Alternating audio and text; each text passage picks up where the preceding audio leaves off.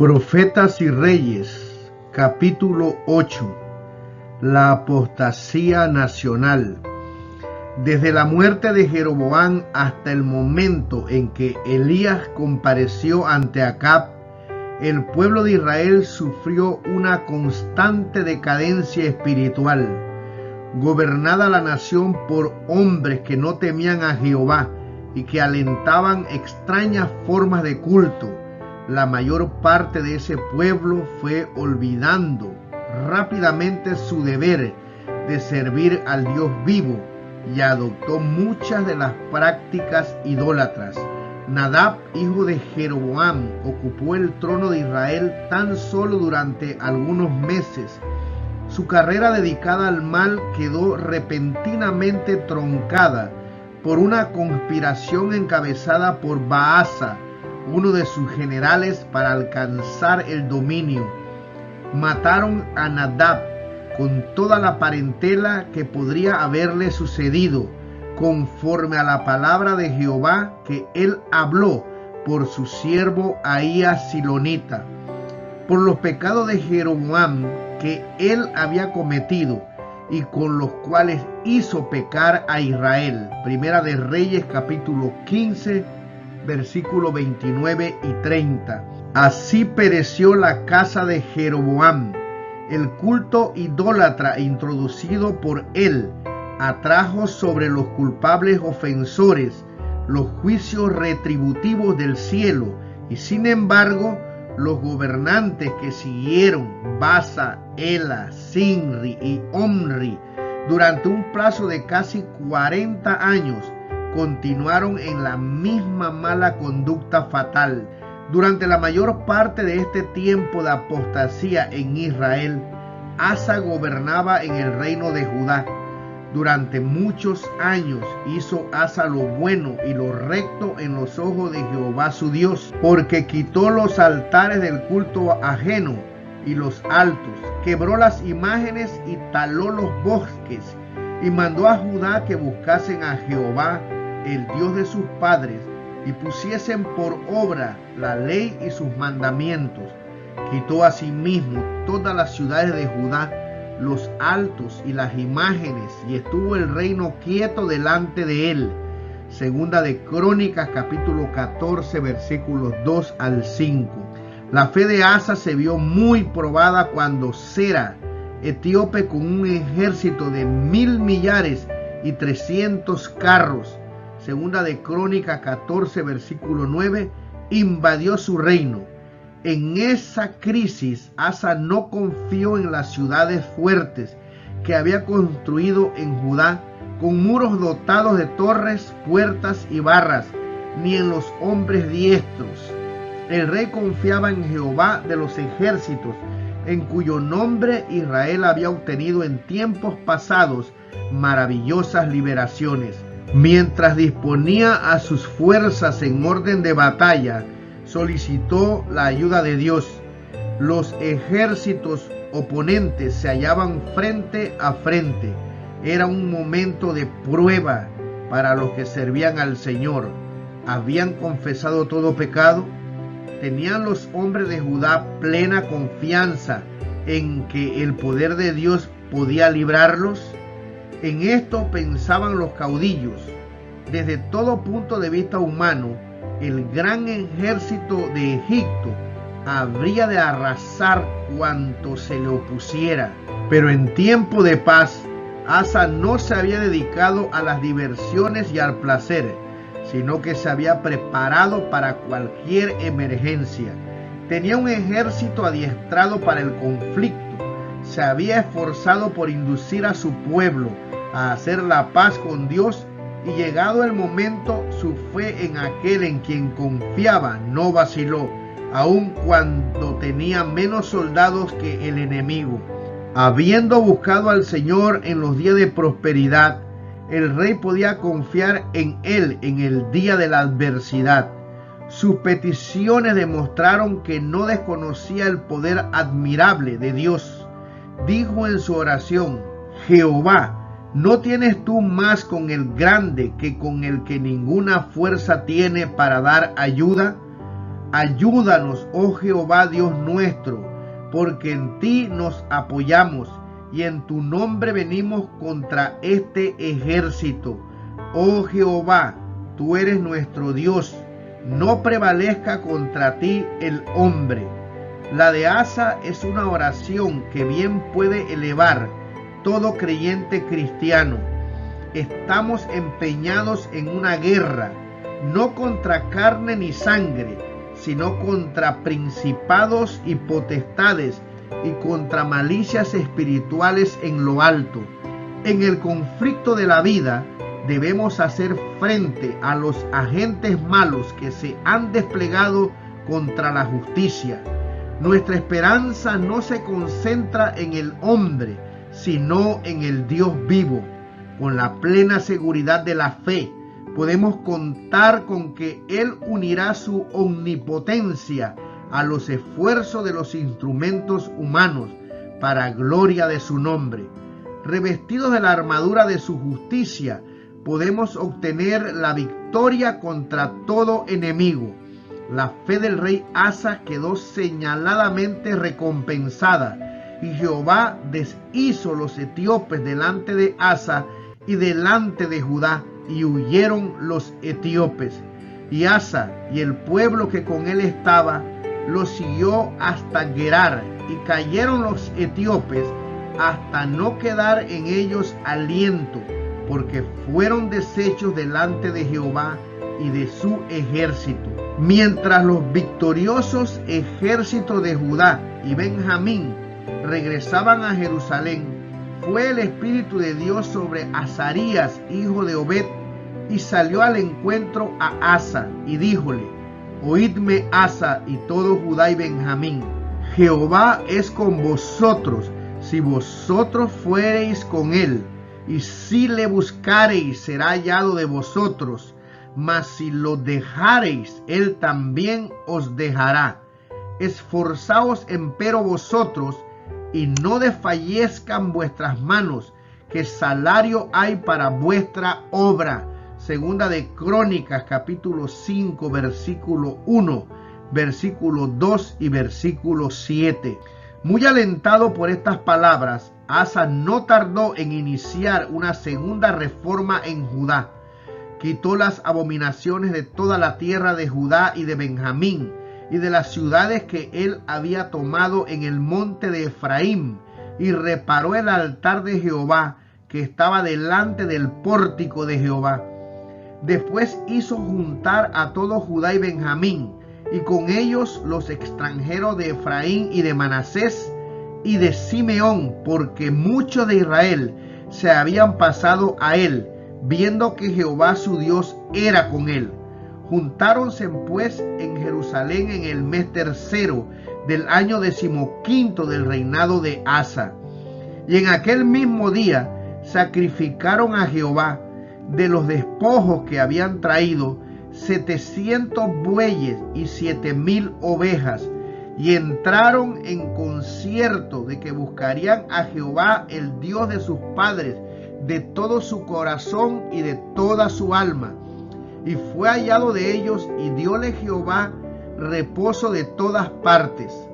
Los largos anales de un servicio fiel prestado por Asa quedaron manchados por algunos errores cometidos en ocasiones en que no puso toda su confianza en Dios.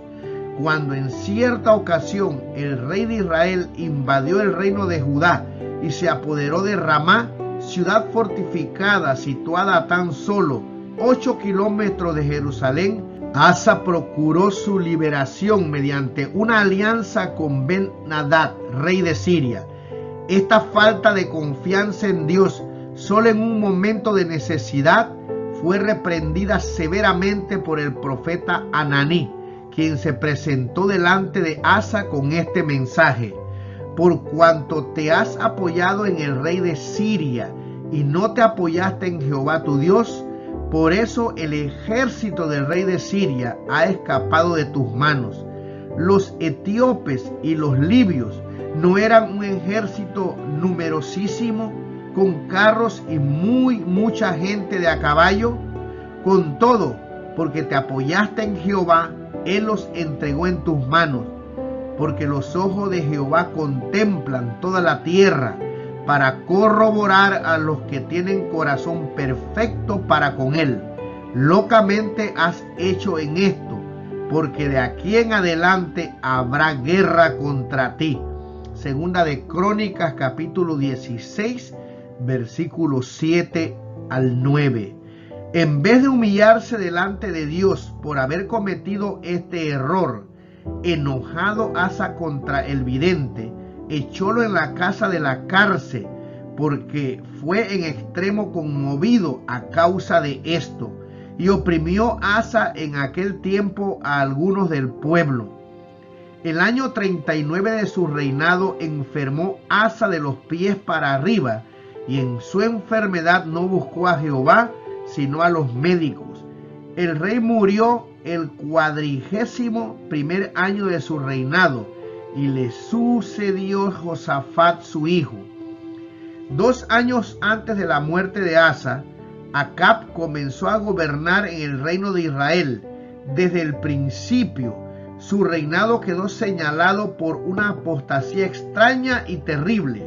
Su padre, Omri, fundador de Samaria, hizo lo malo a los ojos de Jehová e hizo peor que todos los que habían sido antes de él. Primera de Reyes, capítulo 16, versículo 25. Pero los pecados de Acab fueron aún mayores. Añadió Acab, haciendo provocar a ira a Jehová, Dios de Israel, más que todos los reyes de Israel que antes de él habían sido.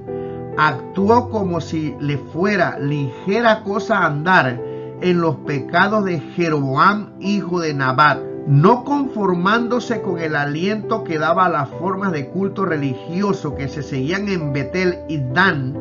Encabezó temerariamente al pueblo en el paganismo más grosero y reemplazó el culto de Jehová por el de Baal, habiendo tomado por esposa a Jezabel, hija de Ed-Baal, rey de los Sidonios, y sumo sacerdote de Baal. Acab sirvió a Baal y lo adoró, e hizo altar a Baal en el templo de Baal que él edificó en Samaria.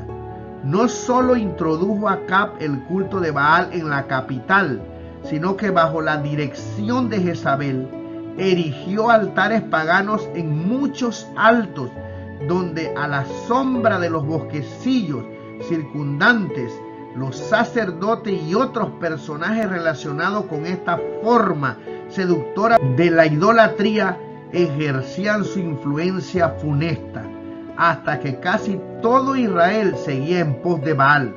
A la verdad, ninguno fue como Acab, que se vendiese a hacer lo malo a los ojos de Jehová, porque Jezabel su mujer lo incitaba.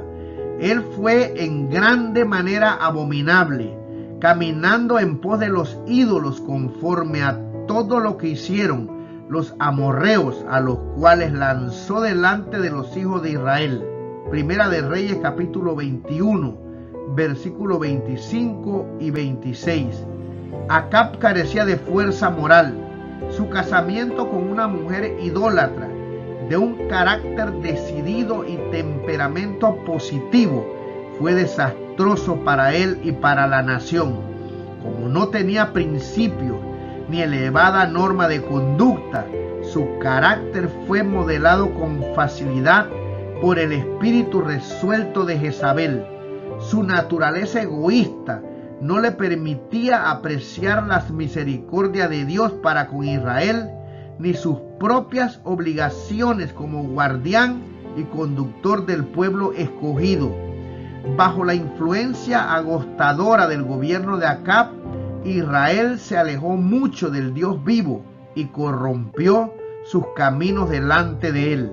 Durante muchos años había estado perdiendo su sentido de reverencia y piadoso temor, y ahora parecía que no hubiese nadie capaz de exponer la vida en una oposición destacada a las blasfemias prevalecientes. La oscura sombra de la apostasía cubría todo el país. Por todas partes podían verse imágenes de Baal y Astarte. Se multiplicaban los templos y los bosquecillos consagrados a los ídolos, y en ellos se adoraban las obras de manos humanas. El aire estaba contaminado por el humo de los sacrificios ofrecidos a los dioses falsos. Las colinas y los valles repercutían con los clamores de embriaguez emitidos por un sacerdocio pagano que ofrecía sacrificios al sol, la luna y las estrellas. Mediante la influencia de Jezabel y sus sacerdotes impíos, se enseñaba al pueblo que los ídolos que se habían levantado eran divinidades que gobernaban por su poderío místico los elementos de la tierra, el fuego y el agua. Todas las bendiciones del cielo, los arroyos y corrientes de aguas vivas, el suave rocío, las lluvias que refrescaban la tierra y hacían fructificar abundantemente los campos, se atribuían al favor de Baal y Astarte, en vez del dador de todo don perfecto. El pueblo olvidaba que las colinas y los valles, los ríos y los manantiales estaban en las manos del Dios vivo, y que éste regía el sol, las nubes del cielo y todos los poderes de la naturaleza. Mediante mensajeros fieles, el Señor mandó repetidas amonestaciones al rey y al pueblo apóstatas, pero esas palabras de reprensión fueron inútiles. En vano insistieron los mensajeros inspirados en el derecho de Jehová como único Dios de Israel. En vano exaltaron las leyes que le habían confiado. Cautivado por la ostentación de lujo y los ritos fascinantes de la idolatría, el pueblo seguía el ejemplo del rey y de su corte, y se entregaba a los placeres intoxicantes y degradantes de un culto sensual. En su ciega locura, prefirió rechazar a Dios y su culto. La luz que le había sido dada con tanta misericordia se había vuelto tinieblas. El oro fino se había empañado. ¡Ay! ¡Cuánto se había alejado la gloria de Israel! Nunca había caído tan bajo en la apostasía el pueblo escogido de Dios. Los profetas de Baal eran 450, además de los 400 profetas de los bosques. Nada que no fuese el poder prodigioso de Dios podía preservar a la nación de una ruina absoluta. Israel se había separado voluntariamente de Jehová. Sin embargo, los anhelos compasivos del Señor seguían manifestándose en favor de aquellos que habían sido inducidos a pecar, y estaba Él por mandarles uno de los más poderosos de sus profetas, uno por medio de quien muchos iban a ser reconquistados e inducidos a renovar su fidelidad al Dios de sus padres.